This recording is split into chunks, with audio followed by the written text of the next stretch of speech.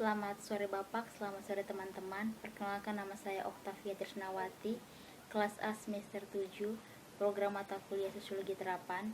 Pada hari ini saya akan membahas video UAS ujian akhir semester Sosiologi Terapan tentang analisis COVID-19 menggunakan analisis Rositi. Di awal ini saya akan membahas tentang virus corona. Nah, virus corona ini merupakan virus yang awalnya muncul di negara Cina, tepatnya di kota Wuhan. Virus ini membuat berbagai negara semakin takut dan waspada karena perkembangan virus ini semakin cepat dan penyebarannya itu bisa melalui sentuhan. Nah, virus ini juga dapat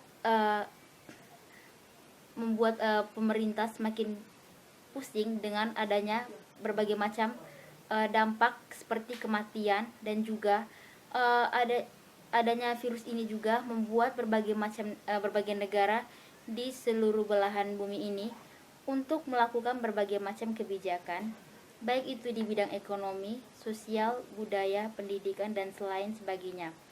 Kebijakan ini dilakukan agar mengurangi dampak dari COVID-19, baik itu dampak kematian, dan juga dengan adanya kebijakan ini diharapkan agar dapat mengurangi risiko dari COVID-19 itu sendiri.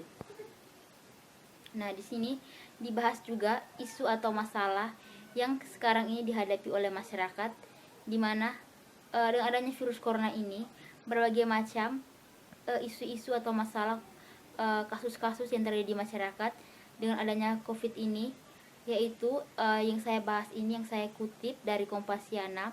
Menurut Ketua Badan Anggaran DPR, Said Abdullah, saat rapat kerja atau raker dengan pemerintah termasuk Menteri Kesehatan Terawan Agus Putranto, yang dikutip dari Saudagar News ID, mengatakan bahwa sejumlah rumah sakit terkait penanganan COVID-19 atau corona ini semakin disorot. Hal ini disorot karena menurut Dewan Perwakilan Rakyat atau DPR, mereka mencurigai adanya upaya pengerukan keuntungan oleh sejumlah rumah sakit di tengah pandemi corona yang disebabkan virus tersebut. Hal ini menurut DPR bahwa karena selama ini banyak sekali kasus-kasus atau masalah-masalah yang dilaporkan mengenai virus ini, di mana ada satu kasus tentang seorang wanita atau nenek-nenek berusia lanjut usia, di mana nenek tersebut ketika ia mengunjungi rumah sakit untuk memeriksa kesehatannya tersebut, nenek tersebut mengecek kesehatannya itu di rumah sakit di Malang. Ketika ia mengontrol atau mengecek kesehatannya tersebut, ia dinyatakan terkena COVID-19 karena ia memiliki gejala sesak napas. Namun, saat ia sedang melaksanakan pemeriksaan tersebut, ia langsung dibawa dan dilakukan tes swab. Menurut keluarga dari nenek tersebut, mereka mengatakan bahwa sesak napas merupakan penyakit turunan yang diderita oleh keluarga tersebut, sehingga itu bukan merupakan penyakit COVID-19 atau terdampak virus COVID-19 tersebut. Nah, melalui laporan tersebut, nenek tersebut menjalani pemeriksaan dan menunggu hasilnya selama 2 minggu. Ketika awal-awalnya ia dinyatakan COVID-19, namun rumah sakit tersebut mengeluarkan pernyataan bahwa nenek tersebut negatif COVID-19. Nah, ini merupakan menjadi masalah di masyarakat, di mana masyarakat menyatakan bahwa rumah sakit saat ini sudah mulai melakukan tindakan-tindakan yang memanipulasi tentang pendiagnosisan penyakit, di mana ketika seseorang tersebut bukan terkena virus corona, namun karena ingin mengambil keuntungan dari anggaran pemerintah, maka mereka berusaha untuk meyakinkan bahwa pasien tersebut terdampak COVID-19 atau terkena COVID-19. Di sini juga dikutip dari Kompasiana, Said menyebut adanya rumah sakit nakal di sejumlah daerah. Ia juga menilai rumah sakit tersebut sengaja membuat pasien dinyatakan positif corona demi mendapatkan anggaran corona. Ada yang sebut kalau orang yang terkena corona masuk rumah sakit sampai meninggal, anggaran tersebut 90 juta atau 50 juta. Sedangkan pemerintah telah mengalokasikan anggaran untuk penanganan corona di bidang kesehatan sendiri itu senilai 87,5 triliun. Anggaran yang besar itu digunakan untuk belanja penanganan medis mengenai corona sebesar 65,8 triliun, intensif tenaga medis sebesar 5,90 triliun, serta santunan kematian sebesar 300 miliar dan juga bantuan iuran JKN sebesar 3 triliun dan juga gugus tugas corona 3, triliun, intensif perpajakan di bidang kesehatan senilai 9,5 triliun. Nah, dari kasus tersebut kita dapat menganalisis menggunakan analisis Rosipi.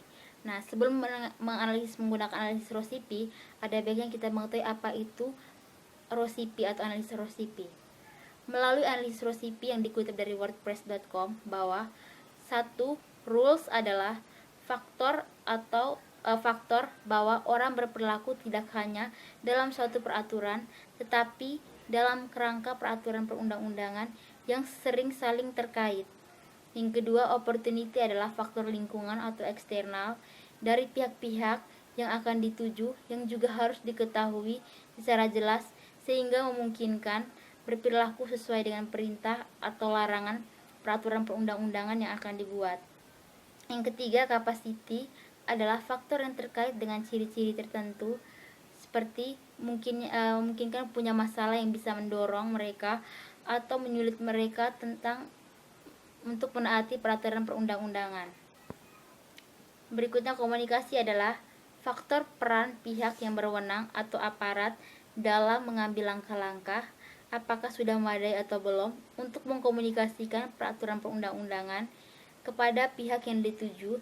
Pihak yang dituju untuk berlakunya peraturan perundangan itu harus mendapat informasi tentang mereka, tetapi juga mereka harus mendapat informasi dari kita tentang peraturan perundang-undangan yang akan dibuat.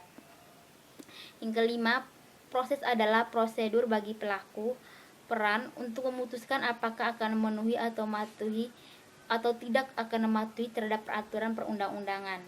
Yang selanjutnya 6, interest terkait dengan pandangan tentang manfaat bagi pelaku peran atau pembuat undang-undangan maupun yang terkena atau masyarakat yang diaturnya. Ideologi yang terkait dengan masalah yang lebih luas cakupannya, yaitu nilai, sikap, selera, bahkan mitos-mitos dan asumsi tentang dunia, agama, kepercayaan, politik, sosial, dan ekonomi. Selanjutnya, kalau untuk pembahasan mengenai analisis Rosipi dengan kasus yang kita bahas di depan tadi, bahwa kalau untuk rule sendiri, pemerintah telah membuat peraturan atau undang-undang, yaitu menurut Undang-Undang Nomor 44 Tahun 2009 tentang rumah sakit, yaitu kepala rumah sakit haruslah seorang tenaga medis yang mempunyai kemampuan dan keahlian di bidang perumahsakitan. Maka setiap pasien yang sakit akan didiagnosis oleh dokter maupun perawat. Jadi mereka harus memiliki kemampuan yang handal sehingga tidak terjadi kesalahan dalam mendiagnosis pasien tersebut. Yang kedua, opportunity, yaitu peraturan pemerintah PP nomor 21 tahun 2020 tentang pembatasan sosial berskala besar atau PSBB. Dalam rangka percepatan penanganan COVID-19 ini, pemerintah membuat peraturan ini dengan melihat realita di mana masyarakat yang selalu berkerumun dapat terjangkit virus, sehingga dibuatlah aturan tentang PSBB ini. Capacity, yaitu dengan adanya kebijakan dari pemerintah dengan memberikan 87,5 triliun untuk penanganan COVID di bidang kesehatan ini, maka rumah sakit yang nakal mulai membuat berbagai manipulasi tentang pasien yang positif corona agar mereka dapat mengambil keuntungan. Dan juga komunikasi, yaitu semua peraturan yang dibuat oleh pemerintah mengenai COVID ini haruslah diketahui oleh masyarakat, serta semua anggaran COVID ini untuk perlunya agar lebih transparansi lagi. Proses yaitu dibuatnya peraturan ini di mana melalui kasus di atas kita tahu saja bahwa anggaran yang diberikan pemerintah sebanyak 87,5 triliun untuk mengatasi masalah di bidang kesehatan. Namun anggaran ini justru dimanfaatkan oleh berbagai macam rumah sakit untuk mengambil berbagai macam keuntungan. Serta berikutnya interest, dengan anggaran ini justru masyarakat menjadi sasaran di mana masyarakat justru dimanfaatkan dan dimanipulasi demi keuntungan berbagai oknum. G. Ideologi. Di sini diyakinkan bahwa melalui berbagai dunia pemberitaan di dunia sosial media, maka para oknum tersebut mulai membuat berbagai macam pemberitaan bahwa COVID itu merupakan permainan ideologi antar negara-negara besar. Selanjutnya juga kita akan bahas tentang keuntungan didapat oleh para kapitalis, yaitu di bidang ekonomi ini. Dengan adanya virus corona ini, para kapitalis justru memanfaatkan berbagai macam keuntungan. Misalnya, kita tahu saja bahwa dengan adanya virus ini, aktivitas kita, kegiatan kita menjadi terhambat. Maka, ketika kita ingin melakukan refreshing atau berkunjung ke wahana tempat pariwisata lainnya, itu tidak dapat dilakukan karena adanya virus ini, sehingga para kapitalis tersebut mulai membuat berbagai macam aplikasi maupun konten yang menarik sehingga orang-orang dapat menyaksikan atau melakukan berbagai hal-hal yang mereka inginkan melalui platform-platform seperti YouTube, Facebook, WA, Instagram, TikTok, Netflix, dan lain sebagainya, serta platform-platform belanja secara online, di mana mereka mulai menawarkan hal yang berbeda dan menarik, sehingga masyarakat dengan adanya COVID ini, mereka mulai manfaatkan berbagai aplikasi atau platform tersebut untuk mengisi segala aktivitas mereka di tengah pandemi COVID-19 ini. Nah, demikian hasil pembahasan saya mengenai analisis COVID-19 menggunakan analisis Rosipi ini. Sekian dan terima kasih.